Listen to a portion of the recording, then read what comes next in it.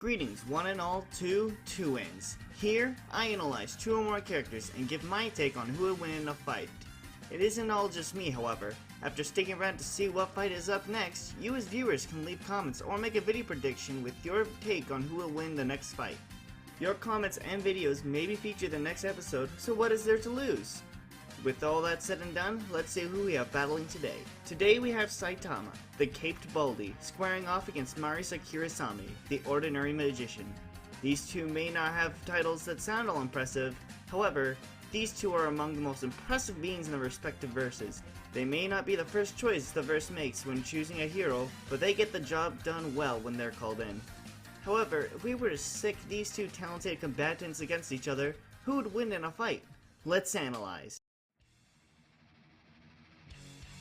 Let's have a look into a world where heroes and villains run amok. People are born with amazing powers, looks, or strengths. Here, a giant crab-looking dude was hunting down a child, one with a butt chin, like a serious butt chin. Upon finding the child, he prepared to kill the child on the spot, until a man came to stop this terrible beast. The man was then promptly beaten up, but little did the crab know that this man had tied his tie around his eye, so the man pulled the crab dude's eye out like grandma used to. Of course, this man wasn't my grandma. He was the legendary, the powerful Saitama. Of course, Saitama wasn't all that strong at that point in time. He needed to get stronger, and so he came up with the perfect training routine to turn him into the super strong fighter we know him as today. His plan was simple. He was to do 100 push-ups, 100 sit-ups, 100 squats, and run 10 kilometers every day, and eventually lost his hair while doing that. But that didn't matter. What mattered is he got stronger and stronger, to the point where he got a little too strong. His strength got to the point where he was capable of killing foes with a single punch. Thus, he was dubbed the One Punch Man. Boom! Title drop. His power eventually caught the attention of the cyborg named Genos, who we'll focus on in a future episode for sure. Saitama took the robot under his figurative wing after a lot of begging by the cyborg. So now the two fight threats together as a duo. Genos gets beat up, and Saitama kills the dude in a single punch. A symbiotic relationship. Of course, we're going to need to know what exactly Saitama can wipe out with a single swing of his fists of justice. That's where attack potency comes in, of course. Of course, Saitama isn't any slouch when it comes to showing off his fists of fury. Saitama has punched through the walls of a shelter made to withstand tank missiles, killed many villains who were demon and dragon level threats, and punched so hard that the air pressure from the swing caused an entire cliff to turn to dust. Of course, we can't forget the widely known feat everyone was waiting for, defeating Boros.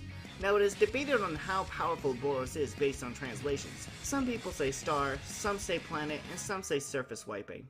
I personally lean towards planet level, but we'll apply all three of these to our results to satisfy everyone. Now let's discuss Saitama's speed.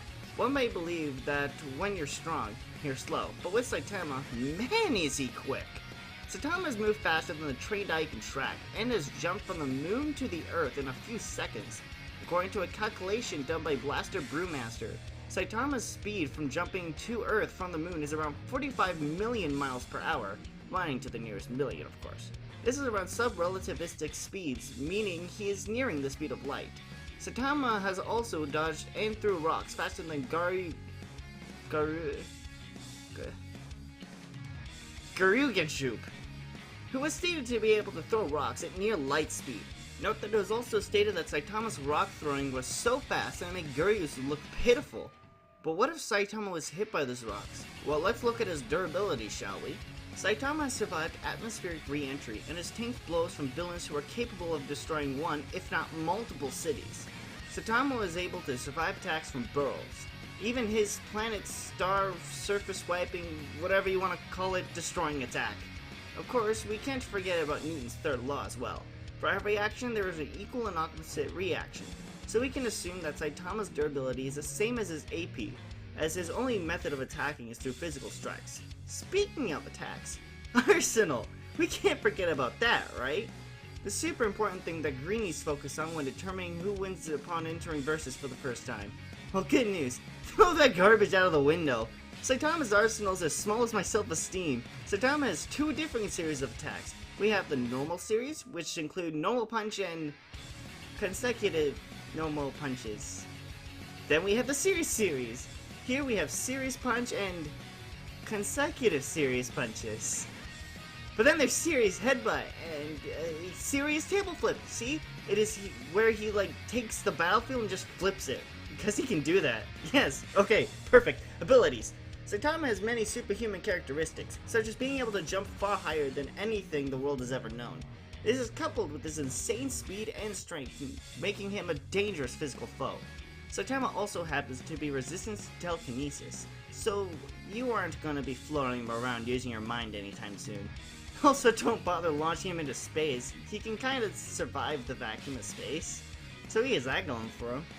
Of course, Saitama isn't without his faults.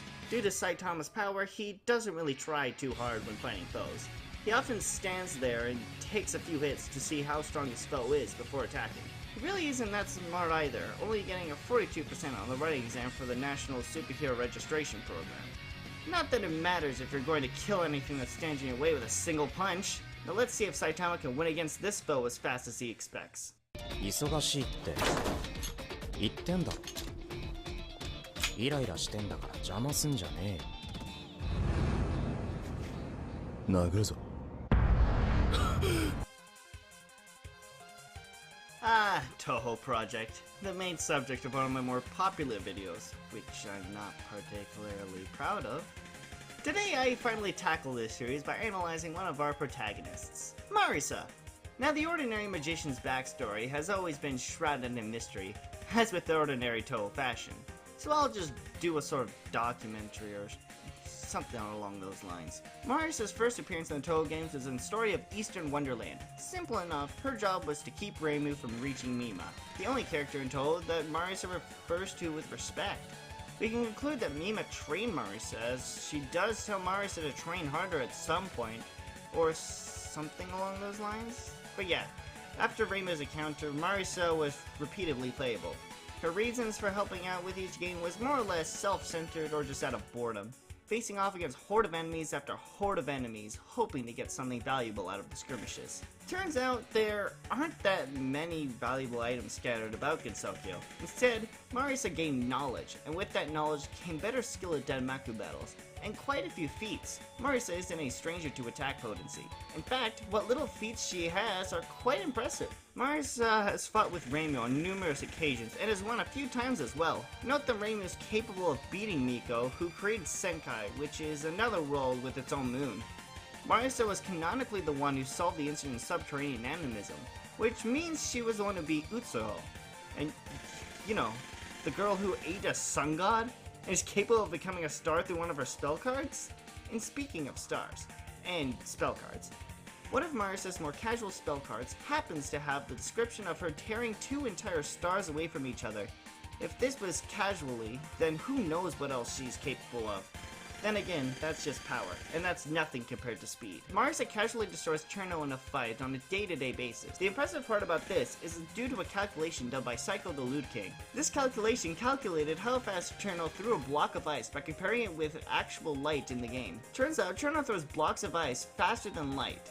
Marisa has also fought off Sakuya, who is written to be faster than light in the official manga. Marisa also fights with Reimu on a regular basis, who has these feats and more, like flying past stars?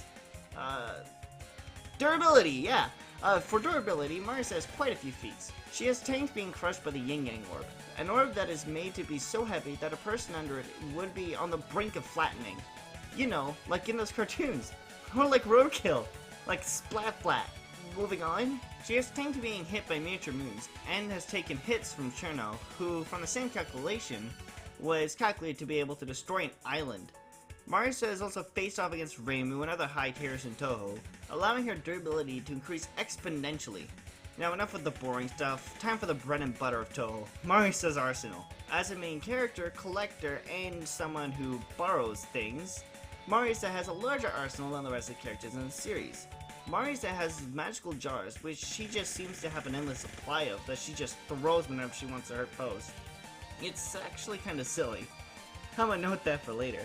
Marisa also has a broom, which is her main method of transportation. This buddy takes her into the skies and allows her to propel herself forward or upward to damage foes. Although most of the time her broom is used for avoiding incoming attacks that could be harmful to her. She's a master pilot with this thing and is also pretty good at smacking foes across the head with it too.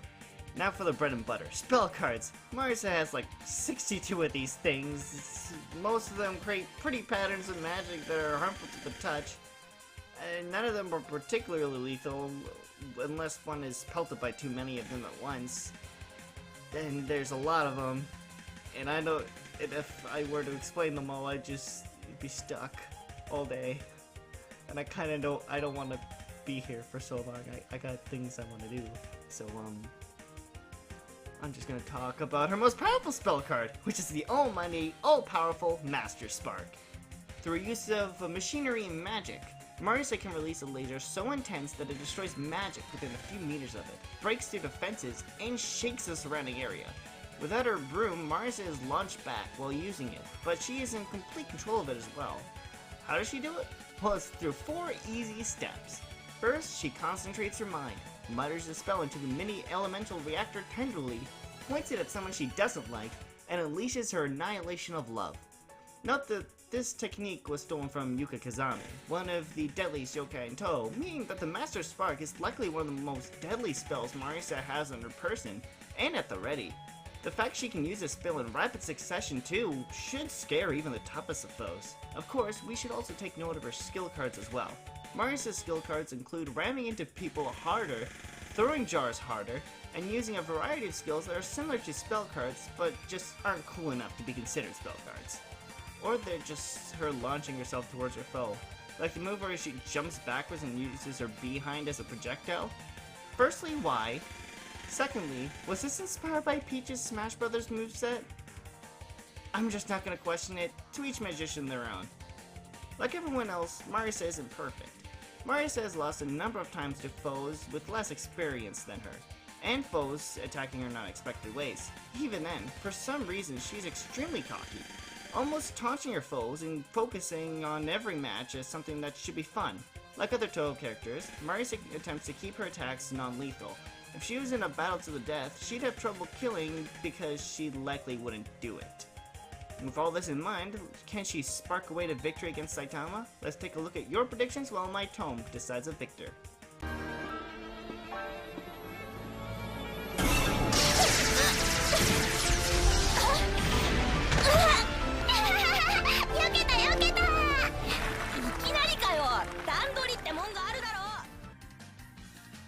Hey guys, it's Simple Star here, and today I will make a prediction for 2 ends, Saitama versus Marisa. Now, who do I think would win? Marisa.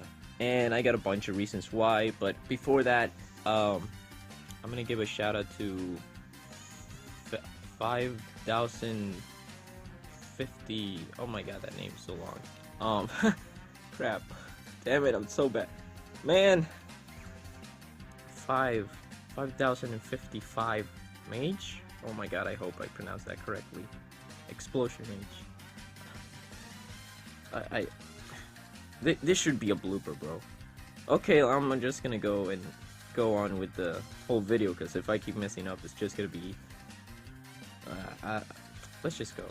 I'm gonna start with Saitama real fast. Well, first of all, I mean, I could mention his other feats, but they're pretty fodder, because like one-shotting a meteor's not gonna help him against Marisa at all.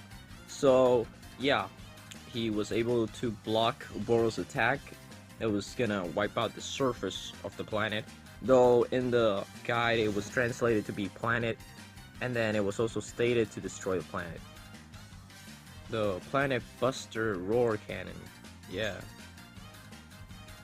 Also, in a webcomic, he said he was gonna destroy Earth. So, yeah.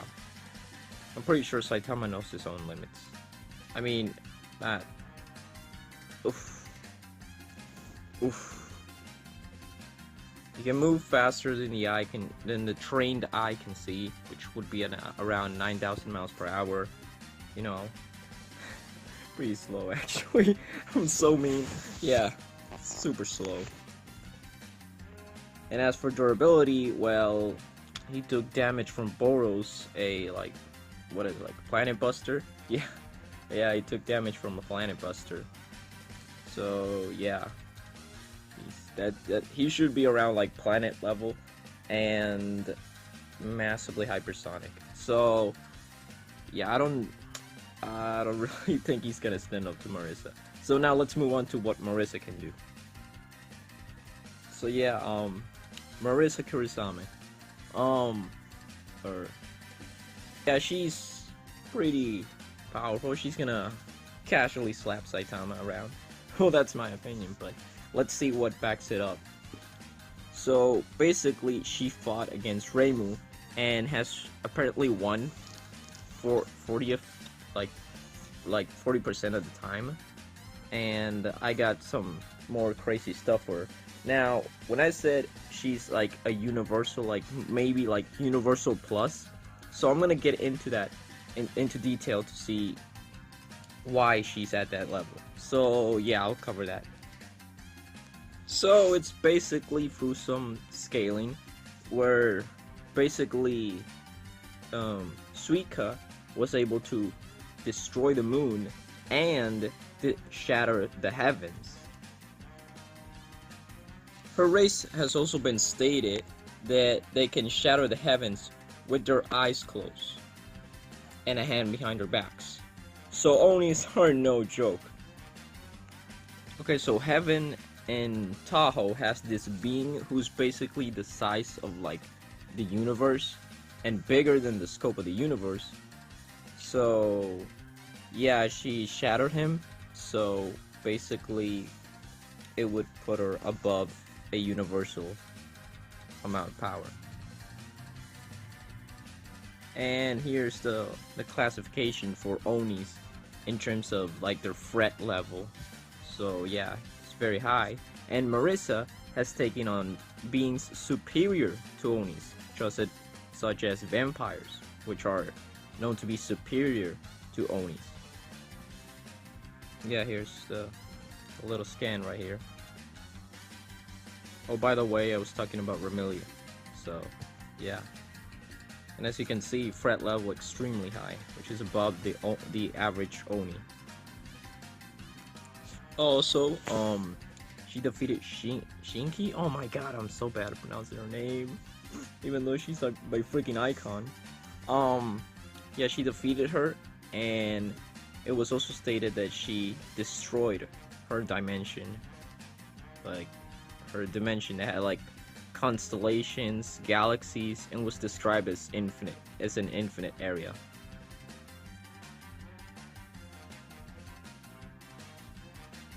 I just noticed that not only did she destroy the dimension, but she also damaged Shinki herself pretty badly. Oh, and she also compliments her on her strength a lot. Now as for speed, she's dodged sunlight. Yeah. Light beams, yeah, sunlight. She should have interstellar travel and massively FTL reaction speed, as she can fight while traveling interstellar distances too. Also, and before you say that the old PC98 games are non-canon, yeah, soon confirmed they're like the same world. Here's another scan, by the way. Also, by the way, she's ridiculously smart. So just by touching a little rabbit's paw, she could find out its gender and a bunch of things about it just by touching it. So overall, yeah, I think Marisa would completely clobber Saitama. I'm sorry, but it's just being plain and honest. She would basically clobber him. Her spell cards could give her an arsenal advantage. She's way faster. She's way stronger. She has fought opponents that are way stronger than him. And she's just smarter, and I could even argue experience, but you know, it's really debatable in experience, but I'm gonna give it to Marisa because she has experience with more powerful foes. But yeah, an experience could go either way. And yeah, Marisa should take this. She's just too powerful for Saitama. So yeah, guys, go subscribe, Oh my god, I can't pronounce that name again. I'm just gonna say two ends. And Saitama versus Marisa prediction. That'll be it. Oh my god, this was a long prediction. Alright, let's see. According to my tone, the winner is Marisa. I can hear you all screaming already. Let me just go over why, in my opinion, Marisa takes the win. The main arguments people make during Saitama debates are that Saitama is a gag character, and that he can kill anything in a single punch. So I think our first rule of thumb is to debunk these two ideas. While yes, Saitama is a gag characters still have the same rules applied to them as other characters. You don't get special passes if you're a gag character. You get special passes if you have Toon Force or something along those lines. Your existence might be a joke, but you still have laws applied to you. If that makes any sense. Minions may make fun of the Mafia, but the Mafia can still kill them like they were anyone else. As for Saitama killing anything with a single punch, what about all those characters who, you know, required consecutive punches to kill? Lots of people seem to skip over this, and boy does that get a little frustrating. Now for the actual debate. Attack potency. Depending on how you view it, this stat is just in the air. Saitama as a translation for Boros' attack would have him at either surface wiping, planet busting, or star busting attack potency. Marisa's feats lead her to be either a planet buster or a star buster, depending on how you want to look at it. I'm going to stick with both of them being planet, which will also scale their durability, so they're planet for both. And that means the deciding factor must be speed. When we look at their speed, we have Marisa with multiple faster than light feats, while with Saitama, our best is only about relativistic, meaning that the Baldy is much slower than our magician. But Saitama attacks using physical strikes. Marisa fights ranged foes only. Sadly, Marisa has fought physical foes before. All thanks to the Touhou fighting games. Hiza Tensoku shows that Hong Meline attacks with punches and kicks. Characters in the newer fighting games have punching and kicking as options.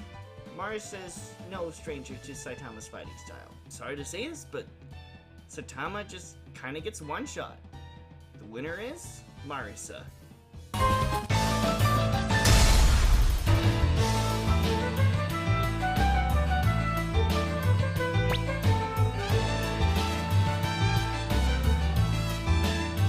Let's see who we have battling next.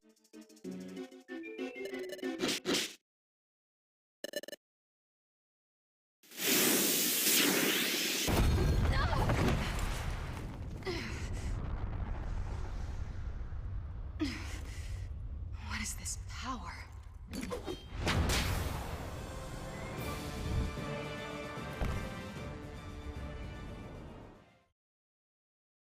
Time for a special announcement!